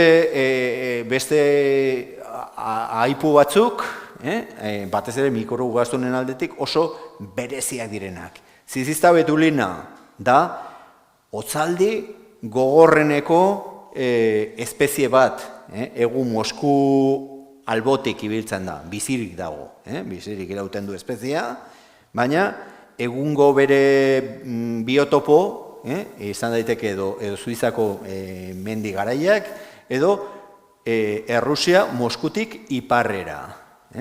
Pentsatu dezazuen ze hotza zegoen garai honetan arrasaten. Bueno, Zizizta betulina da lehenengo eta aipu bakarra Iberiar Penintsulan. Oraindik ez da topatu beste inun. Zizizta. Lesetxikibin topatu zena. Eta badaukagu bebai Muscardinus. Muscardinus abellanario. Dela kontrakoa. Nahiko seinale klimatiko epela ematen duen espezia, eta izan zala bebai lehenengo aipua Iberiar Penintsulan.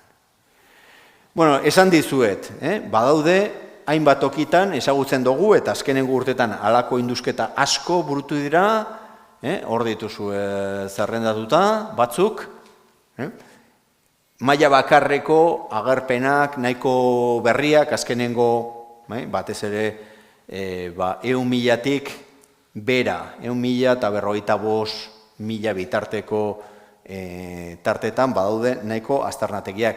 Bat aipatzeagatik, ze badugu bat baino gehiago, zerratu bebai, motrikun dago, baina bueno, aipatuko dugu, hartazu bi dago, justo, Kobate Harrobiaren esparruan. Urkulu da aipatuko duguna, Lasturren Urkulu Harrobiaren alboan dago, Urkuluko arpea. Hau da arpea, eta azkenengo urteotan Mari Jose Iriartek burutu du hor indusketa arkeologiko bat, zeinetan nahiko dentsitatearekin agertzen da harrizko tresneria, piezaren badago baita ere erakusketan, harrizko tresnerian, ez dakit ikusten duzuen, baina bueno, hemen hau da kuartzita, hau da vulkanita, eta hori da arearria. fauna bebai, hemen ikusten da matraia, hortzak, ikusten dira falangeak eta bar, eta, bueno, agertzen dira zenbait pieza dira oso ikusgarriak, hemengo karreskailu hori bezala. Bueno, eta bukatzeko, aipatuko dugu berriro ere, arrasaten dagoen beste garrantzia handiko aztarnategia, Labeko koba, Labeko koba zegoen, bueno, hemen daukazu telese txiki, hau da, bueno, Aramaio ibaiaren arroa, eta justo hemen, San Josepeko arrobia hemen da, eta hor zegoen Labeko koba. Labeko koba txikitu egin behar izan zen, arrasateko saihesbidea eraiki ahal izateko. Bueno, sorionez, lortu ahal izan genuen, tartea eta diru laguntza, hori berreskuratzeko hor barruan zeuden materialak. Gaur egun, lehengo paleolitorako seguruenek, Labeko koba izan da, azkenengo 50 urtetan, Iberiar Penintsulako aztarnategi garrantzitsuena. Oso garrantzitsua. Tamalez ez zan gelditu beste erremediorik, eta, bueno, behintzat badugu aztarnategi arkeologikoa berreskuratuta naiz eta kontinentea, Kobazulo bera, txikitu egin zela. Bueno, hemen ikusten duzue nola agertu zen, hori zegoen guztiz integratuta maldan, eta lehenengo lana izan zen desmonte, eskuz egin behar izan genuen 100 metro kuboko desmontea, topatu alizateko Kobazuloa bera. Historia pixka bat luzea da, baina bueno, ez dizuet aspartu nahi. Eta, orduan, kasu horretan, gu ohituta gaude, askotan zaudela Kobazulo batean lanean, eta tortza zaizula baserretarra, amendik egon zen Jose Miguel Barandiaran, nire aitak ezan zean. Bueno, kasu honetan etzan egon Jose Miguel Barandiaran, dan ez talita zegoelako. Orduan, kasu horretan, bueno, da frustrazio pixka bat suposatzen du, begi oso nazuen Jose Miguel Barandiaranek. Bueno, kasu honetan bai, gure induzketa izan zen, 100% dana induztu behar izan genuen, zerbait utzi ezkero errepideak hautsiko zuen, eta sekuentzia osoan, 4 metro. 4 metro hoietatik, ia 3 metrotan, aztarnategi arkeologiko zegoen oso oparoa, oso garrantzitsua esan dizuedan bezala, oinaldean aurkitzen dugu maila bat leize trampa bezala funtzionatu egin duna, animalia jauzi, eta gero aratuztela somatzean iritsi dira jenak. Eta gero, 7. mailatik gora dago batez ere sekuentzia arkeologiko bat. Oso garrantzitsua, Protaurinak aldea eta Aurinak alde zarrerako. Hau da, ipini dizuet, hau da azkenengo egitura arkeologikoa. Ez dakit ikusten duzuen, ibaitik ekarrietako harri batzuk egiteko zupazterra, zutondoa, eta hor bisonte baten matraia. Bueno, oso garrantzitsua da, Labeko koba, agertu ziren objektuengatik, baina bertan garatu den azterketaren seguruen alde garrantzitsuena da, egin den datazioa, metodo berrituekin, garai horretan programa iaia esperimentala zen, hauek dira 2000 urtean kaleratu genuen datazioak, gorriz daudenak, ikusten duzue gora eta bera, konga dantzan daudela, eta berriz 2007tik aurre hartu genuen laginetan ultrafiltrazioaren bitartez datatu egin zirenak, danak antolatzen dira guztiz era zuzenean. Horrez daude gora eta bera dantzak, eta gelditzen dira datazioak ongi antolatuta. Bueno, 25.000 harrizko objektu, gutxi gora bera, 100.000 fauna aztarna, gutxi gora bera, tartean 25.000 identifikatuak, ze animaliarenak diren, eta bar.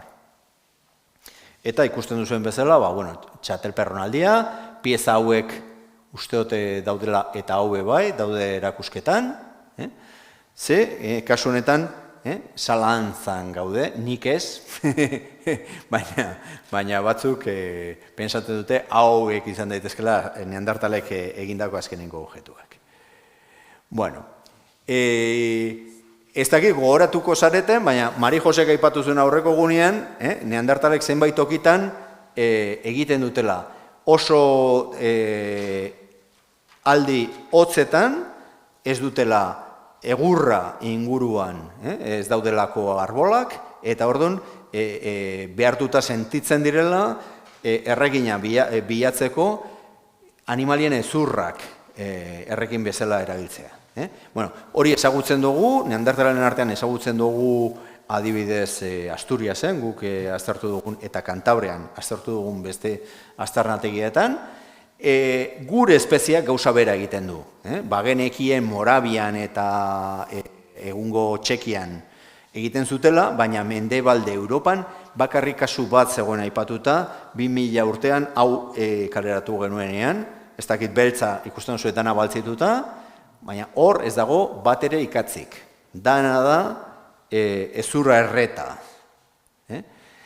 Lankide batzuk defendatzen zuten hori ezinezkoa zela, eta gainera oso usai txarra eman behar zula, eta orduan esperimentazio batera joan ginen Madrilgo Unibertsitate Autonomara, eta eman genuen egun oso bat frogatzen egin daitekela, ez dula usai txarrik ematen, eta ez dula temperatura altu ematen, baina berriz zuaren eraupena oso luzea dela. Halako errekinarekin, lortu daitezke 200 inguru, 250 inguruko temperaturak soilik, hori ez da asko, zutondo baterako, baina lortu daiteke, kilo batekin lortu daiteke 8 ordutako iraupena. Kilo bat pinua izan daiteke, temperatura asko saltuago lortzen dira, igual lortzen dira pikoak 600-700 gradutakoak, baina ordu erdin erreta. Pagoa, iraupena pixka bat luzeago da, baina ez da iristen inoiz, ezelako egurrarekin ez da iristen ordu terdira, kilo bateko egurrarekin. Eta beste pieza bat, eta ja bukatzen goaz, beste pieza bat erakusketan dagola, hau bai da gure espeziarena, eta hau suposatzen dugu dela iaia Iberiar penintsulan dagoen piezarik zaharrena datatuta izan daitekeena arte figuratiboa, izan daitekeela bizkar zurra eta ipurdia bisonte batena edo ogaztun batena. Ikusten duzuen bezala, ze garai horretan, gero agertu dira beste batzuk, baina ez horren zarrak.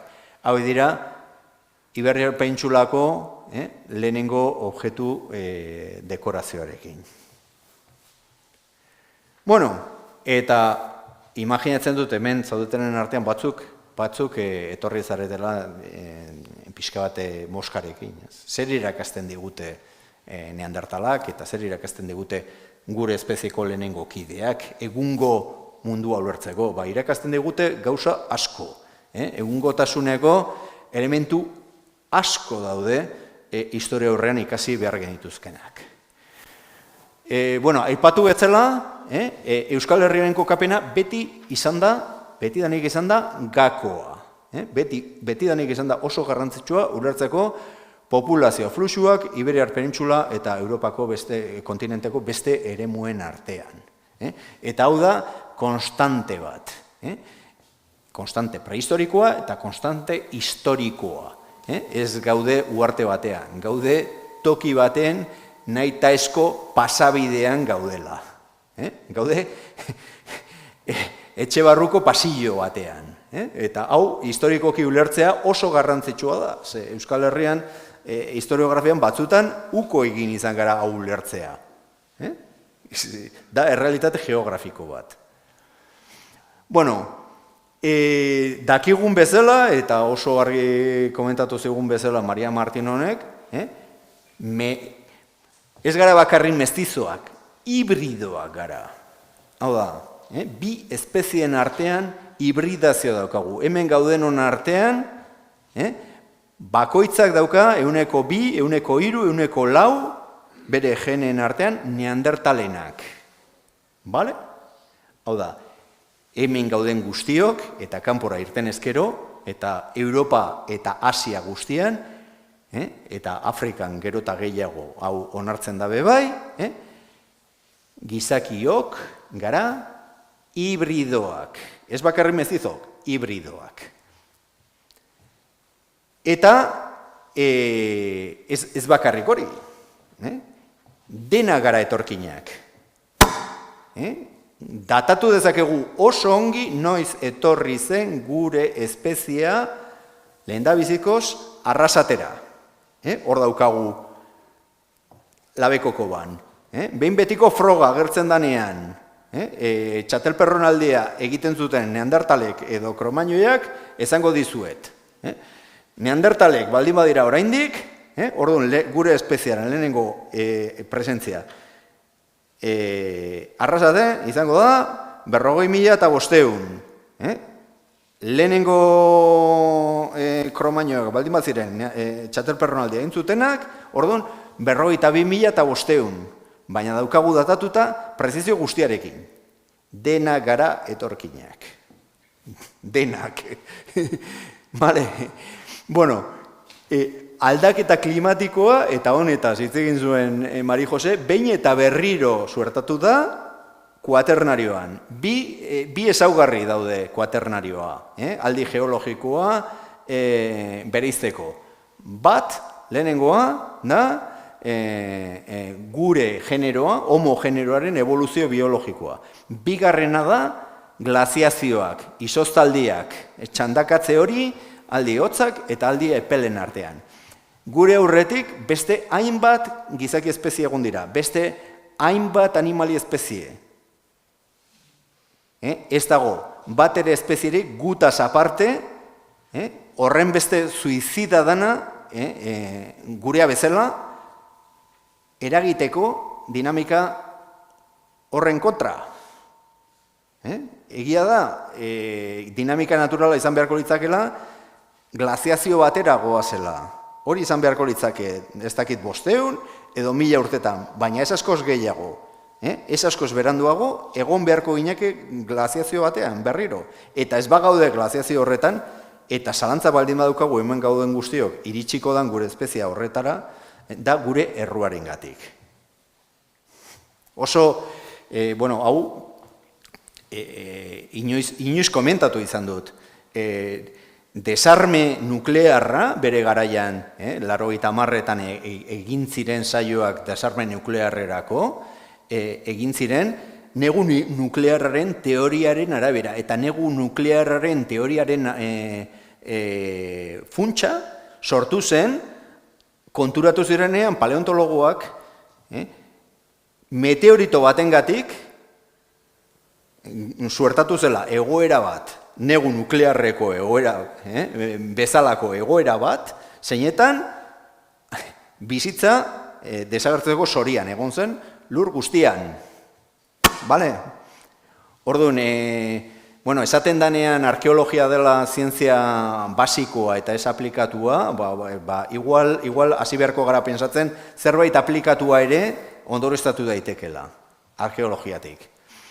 Eta bukatzeko, eta honetaz ere hitz egin zuen Mari Jose, zergatik gaude gure espezie bezala zergatik iritsi gara polotara, zergatik iritsi gara Everestera, munduko gailurrera, zergatik gauza gara espaziora ateratzeko. Garatu dugula teknologia iristeko beste espeziak iristen, bere bide naturaletatik iristen ez diren tokitara. Baina beti mantendu behar izango genuke oso argi gure menpe dagoela teknologia, gu garatutako teknologia gure menpe dagoela. Eta ez alderantziz, eta egungo gizartean hau esatea ez dut uste alperrikako lana denik. Bueno, eta bukatzeko eta komentatzeko baita ere azkenengo urteotan asko aldatu dela neandertalen ikusmoldetatik. Guk daukagu ikusmolde bat, guk genuen ikusmolde bat neandertalen aldetik oso atzeratua, oso arkaikoa, beti ikusten genuen, marrazki guztietan ikusten genuen, gizon berdina eta gizona aipatzen du, ze gizona zen, gizona, bizarduna, lantza batekin, zetorrela bere ez dakit oreinarekin, eizatua eta bar, hori ez dela monolitikoa, hasi da oso, gu konturatu ginenean, guk ere neandertalen geneak ditugula, hasi ginen aldatzen gure diskursoa, gu zati txiki batean ere neandertala gara, eta orduan hasi ginen gehiago ikusten pertsonak bezala, hemen daukazute trampantojo bat, segun eta nondik ikusi, segun zean gerotik ikusten duzutela, pertsona bat, edo pertsona berdina, baina profiletik, soslaitik. Bueno, hor erakusketan daukazuten pertsonai batzuk, eta beste batzuk daude, egungo neandertalen rekonstruzioa da asko aberatsagoa. Badaukagu pertsonaien galeria oso zabala, oso potoloa, zeinetan nola ez daude bakarrik gizonak, emakumeak daude, adin guztitakoak, daude neskatxak, daude mutilak, daude gureak, denetarik. Bai? Bueno, berriro ere, eskerrak ematen zuei arretangatik eta batez ere Arrasate Zientzia Elkarteari eta Arrasateko udalari, Arrasateko Zientzia Elkartekoi esker hemen izan duzue egundoko erakusketa bat zabalik eta ospatu ahal izan dugu hilabetetan hemen historia horraren jaia eta aitortu egin behar dut bai, urte hauetan zehar, eta atzera joan naiteke 35 urtetan zer, 87an hasi ginen Labekokoan induzketetan, eta inoiz ez zaigu falta ez da ere Arrasateko udaletxearen laguntza eta ekarpena. Orduan, honekin eta inoiz emanetzen Europan eskena honekin, zeinetan neandertal, neska neandertalak eta neska kromainoiak elkarren topo egiten duten, eskerrak ematen dizkizuet, eta zerbait erantzuteko gauza baldin banaiz, eta galdera plazatu nahi baldin baduzue, saietuko naiz erantzuten. Eskerrik asko.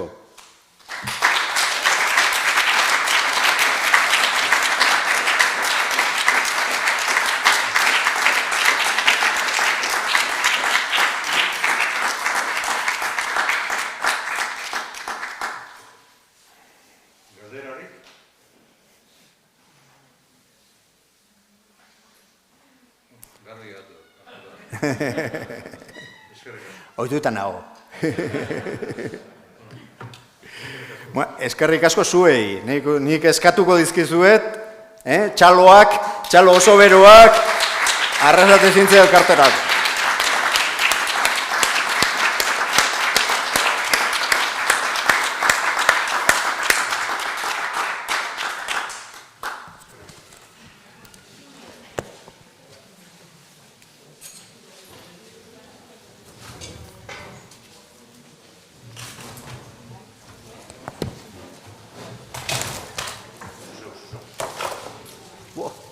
Zenbat luzatu zen, ez?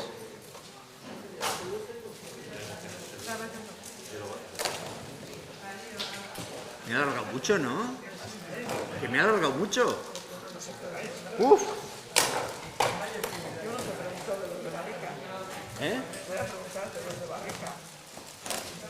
¿Qué es lo de Barrica? Preguntas a la prensa estos días. Ah.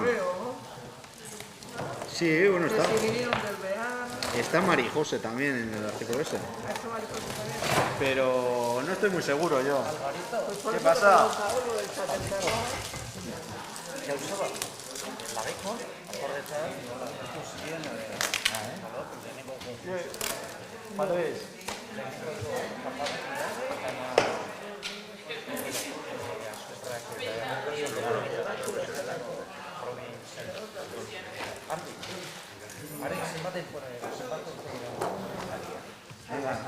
Venga, bai.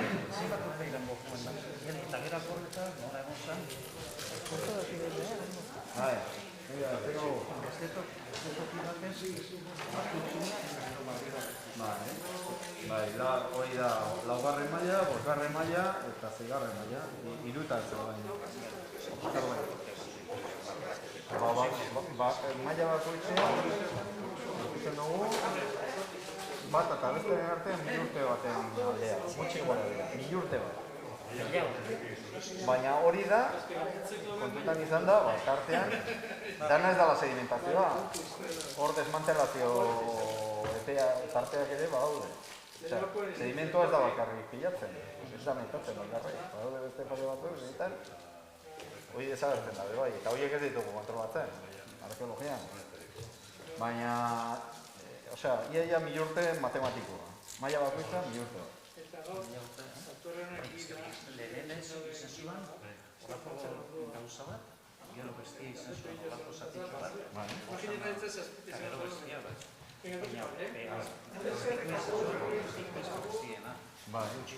Bai, baina, claro, datazioak oso ongi daude, oso finak dira, baina... Ni lezetxik egin nintzuen irurtetan garandian haitzen. Ah, bai, bueno, uste nahi. Venga, ba, ebili. Bueno. Hogeita bi, hogeita iru, hogeita bat, hogeita iru, hogeita lau urte arte. Eta han geudela gainera agertu zituen, bueno, agertu ez, zelan duz, estuakoa, altxerri. Altxerri agertu zarean guan geuden eta etorri zinen bi tipo korrika. Hirurogeita lau. Lehentxo igual, eta hiru igual. Baina, bueno, hasi ez dakit nahiz, baina etorri ziren bi tipo, aita barandiana, aita barandiana. Zer gertatzen da, esan ziren nahi? Espeleologiakoak. Ni ez naiz aita barandiera, Ni ez naiz inoren aite. Jose ni ez naiz. Zestu, ez, azpikin, zer gertatzen azpikin. Hartzaren, oeak eta dana, no.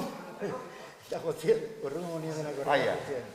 Aian zan hori, bai. Ja, baina, hasieran zan zen azpitin izan zela. Azpitiko udalerrian. Baina gero etzen azpitikoa, baina... Bueno. Ik beste horretxo bat.